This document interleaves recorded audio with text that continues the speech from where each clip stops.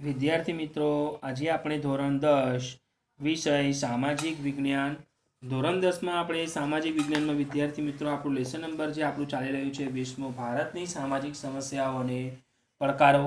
એના બાદ પછી આપણે લેસન નંબર 6 અને લેસન નંબર જે 12 છે જેને આપણે 13 લેસન છે એટલે 13 લેસનની પછી આપણે ચર્ચા કરવાના છીએ. તો આપણે લેસન નંબર એમ જોઈએ છે કે 20ની અંદર આપણે જોયું હતું.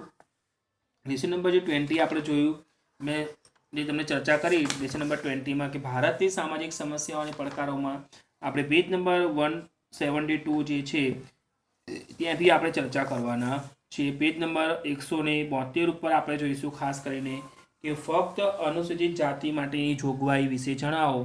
તો અનુસૂચિત જાતિ એટલે હરિજન વિશેની હવે આપણે સમજણ આપીશું. જે પણ અનુસૂચિત જાતિ એટલે હરિજન જે છે બીસી લોકો, તો જોઈએ કે બંધારણની કલમ 17 જે છે એ બંધારણની કલમ 17 અન્વયે એમ કે અસ્પૃશ્યતા નાબૂદ કરવામાં આવી છે. અસ્પૃશ્યતા સંદર્ભે કોઈપણ સ્વરૂપે કરાતું આચરણ, જે આપણે જોઈએ કે કોઈપણ સ્વરૂપે જે પણ આચરણ થતું હોય છે એ જોઈએ કે કરાતું જે પણ આપણું આચરણ છે એ આચરણ અમાન્ય છે. એટલે કે અસ્પૃશ્યતામાંથી ફલિત થતી કોઈપણ ગેરલાયકાતનો અમલ કરવો કાયદાની રૂએ શિક્ષાપાત્ર ગુનો બને છે. શું કે છે, તમારે એમાંથી કોઈ પણ ગુનો કરવો પડતો નથી, એ શિક્ષાપાત્ર ગુનો બનતો જોવા આપણને મળે છે. આર્ટિકલ 25 પ્રમાણે આપણે જોઈએ તો રાજ્યોના સામાજિક કલ્યાણ અને સુધારણા માટે જો શું કે છે, જે પણ આપણું રાજ્ય છે એ રાજ્યના સામાજિક કલ્યાણ અને સુધારણા માટે કે જાહેર ગણી શકાય તેવી હિન્દુ ધાર્મિક સંસ્થાઓને આપણે કહે છે કે હિન્દુઓના તમામ વર્ગો અને વિભાગો માટે સાર્વત્રિક પ્રવેશ માટે સમાન કાયદો કરવાનો, આપણે લોકોને સમાન કાયદો કરવાનો અગર તે અંગેનો અમલમાં હોય તેવો કોઈ કાયદો ચાલુ રાખવાનો અધિકાર છે. આમાં હિન્દુઓના ઉલ્લેખમાં શીખ, જૈન અથવા બૌદ્ધ, શું કે છે, હિન્દુઓનો જે પણ આપણે ઉલ્લેખ કરીએ છીએ એ ઉલ્લેખોની અંદર આપણે જોઈએ તો શીખ, જૈન અને બૌદ્ધ જે છે તે ધર્મ પાળનારાઓ અને હિન્દુ ધાર્મિક સંસ્થાઓ જે પણ આપણે છે એ હિન્દુ ધાર્મિક સંસ્થાઓના ઉલ્લેખમાં શીખ, બૌદ્ધ અને જૈન ધાર્મિક સંસ્થાઓનો પણ એમાં ઉલ્લેખ કરી શકાય છે.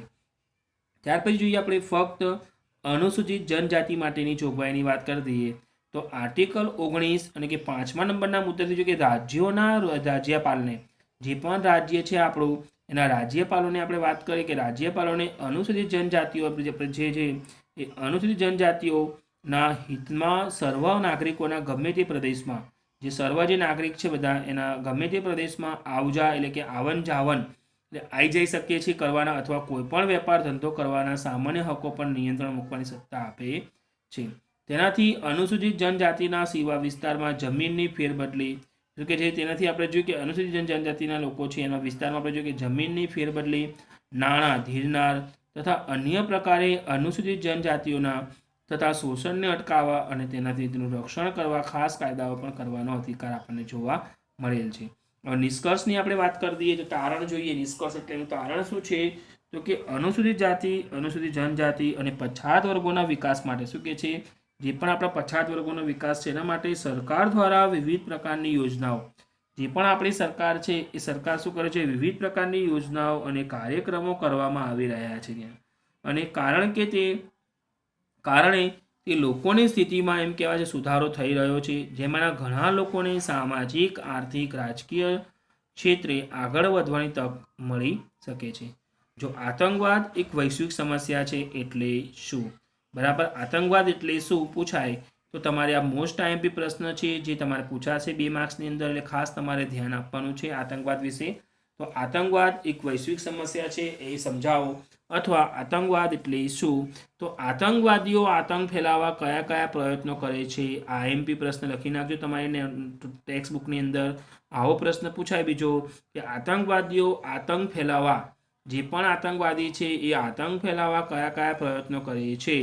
જે આઈએમપી પ્રશ્ન છે જે પૂછાય છે 2 માર્ક્સની અંદર, 2 કે 3 માર્ક્સમાં. 21મી સદીમાં આપણે જોઈએ આતંકવાદ માનવ સમાજ માટે એક સમસ્યા બનેલ છે. શું કે છે, આપણે 21મી સદીની વાત કરું તો કે આતંકવાદ જે કંઈ છે એ માનવ સમાજ માટે શું બની ગયો છે, એક સમસ્યારૂપ બનતો જોવા આપણને મળે છે. પણ વિશ્વના કેટલાક દેશો, જે આપણું વિશ્વ છે, જે આમ કહેવાય છે કે આખા વિશ્વની વાત કરીએ એમાં કેટલાક દેશો દ્વારા ફેલાવવામાં આવતો આતંકવાદ શું કે છે, એના દ્વારા એમ કહેવાય છે કે ફેલાવવામાં આવતો આતંકવાદ આજે વૈશ્વિક સમસ્યા બની રહ્યો છે. આખા વિશ્વની સમસ્યા એમ કહેવાય છે, વૈશ્વિક એટલે આખા વિશ્વની સમસ્યા તે બની રહ્યો છે.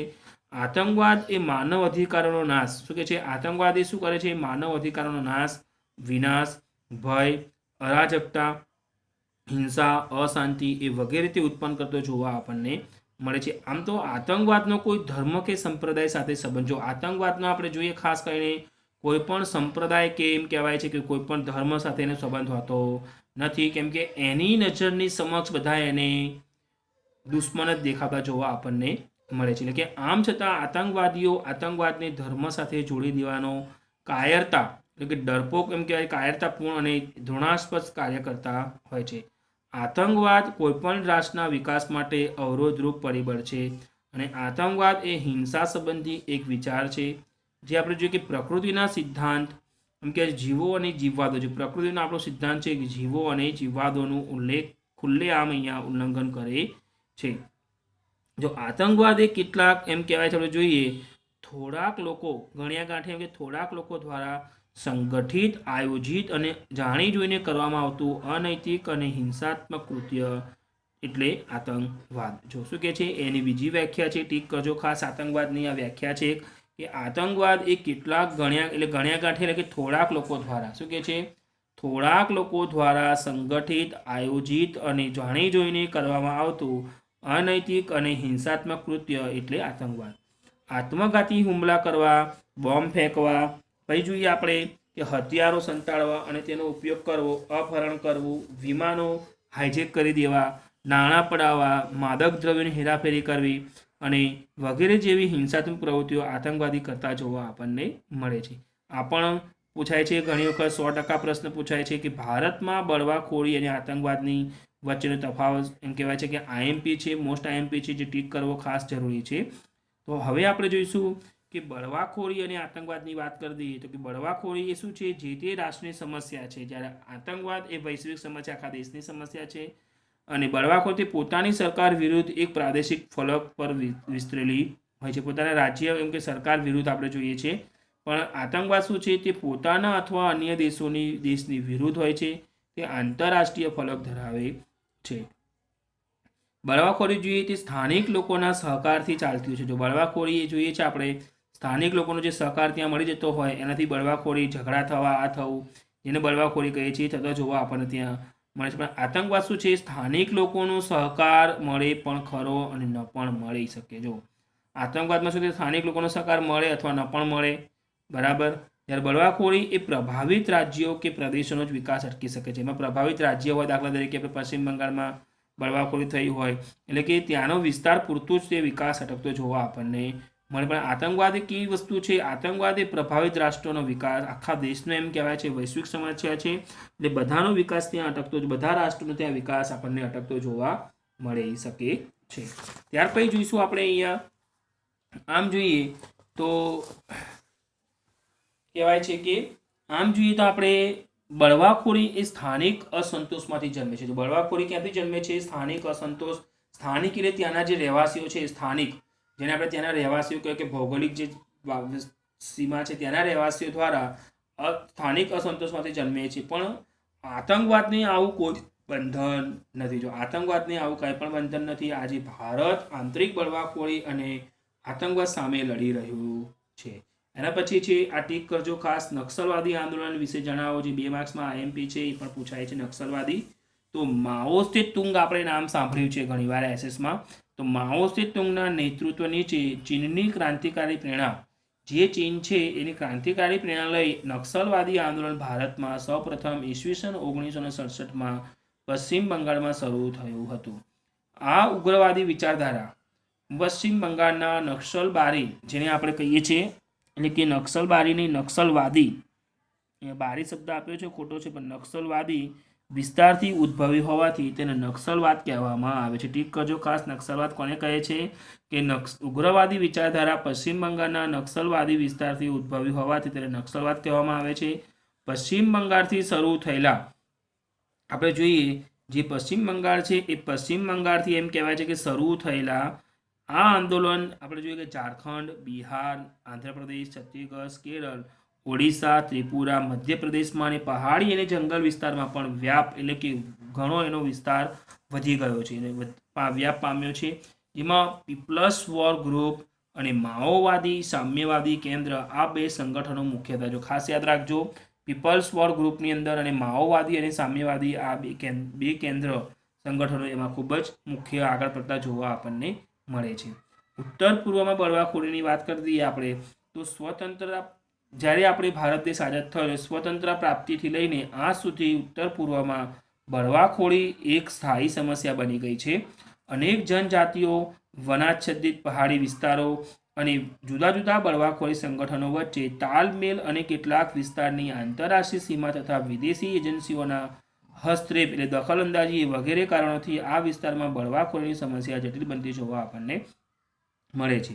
હવે આપણે જોઈએ નાગાલેન્ડની વાત કરીએ એમ બળવાખોરી સંગઠન કયું છે નાગાલેન્ડમાં NSCN national socialist council of Nagaland.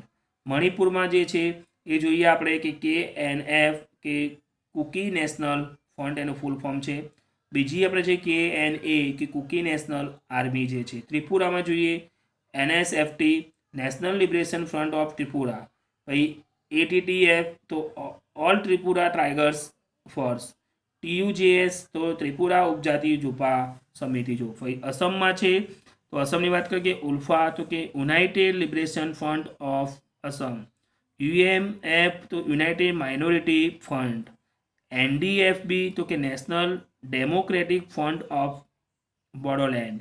BLTF તો કે બોડોલેન્ડ લિબરેશન ટાઇગર ફોર્સ. આ બળવાખોરી સંગઠનો વચ્ચે એમ કહેવાય છે જે પણ આપણા બળવાખોરી સંગઠનો છે એ બળવાખોરી સંગઠનો વચ્ચે અલગ અલગ એમ કહેવાય રાજ્યની માંગણી પોતાના રાજકીય આર્થિક હિતો સ્થાપિત કરવા કે ગેરકાયદેસર વસવાટ વગેરે પ્રશ્નોથી સંઘર્ષ થાય છે અને તેના કારણે આપણે જોઈએ કે આર્થિક સામાજિક અને વહીવટી અને રાજકીય વ્યવસ્થાઓને જે પણ આપણી રાજકીય વ્યવસ્થાઓ છે એને હાનિ પહોંચતી જોવા આપણને મળે છે. ને ખાસ તમારી નોટબુકમાં તમારે પ્રશ્ન લખવાના છે. ખાસ હું તમને જે કહું અત્યારે વિદ્યાર્થીઓ એ પ્રશ્ન તમારી નોટબુકમાં તમે લખી દેજો. તો આપણે જોઈએ ખાસ કરીને જે પ્રશ્નો છે તો પ્રશ્ન તમારા નોટબુકમાં લખવાના છે. હું તમને જે કહું એ કે ફક્ત અનુસૂચિત જાતિ માટેની જોગવાઈ વિશે જણાવો. પછી આતંકવાદ એટલે શું અથવા આતંકવાદ એક વૈશ્વિક સમસ્યા છે તેના વિશે સમજાવો. અથવા બીજો એક પ્રશ્ન કહું છું કે આતંકવાદીઓ આતંક ફેલાવવા કયા કયા પ્રયત્નો કરે છે. આ પણ પ્રશ્ન તમારી નોટબુકમાં તમારે લખવાનો છે. બીજો એક પ્રશ્ન છે કે ભારતમાં બળવાખોરી અને આતંકવાદ વચ્ચેનો તફાવત જે 100% પૂછાશે. IMP પ્રશ્ન છે એ પણ તમારી નોટબુકમાં તમારે ખાસ લખવાના છે. પછી બીજો એક પ્રશ્ન લખવાનો છે કે નક્સલવાદી આંદોલન વિશે જણાવો જે IMP છે અને 2 માર્ક્સમાં પ્રશ્ન પૂછાતો જોવા આપણને મળે છે.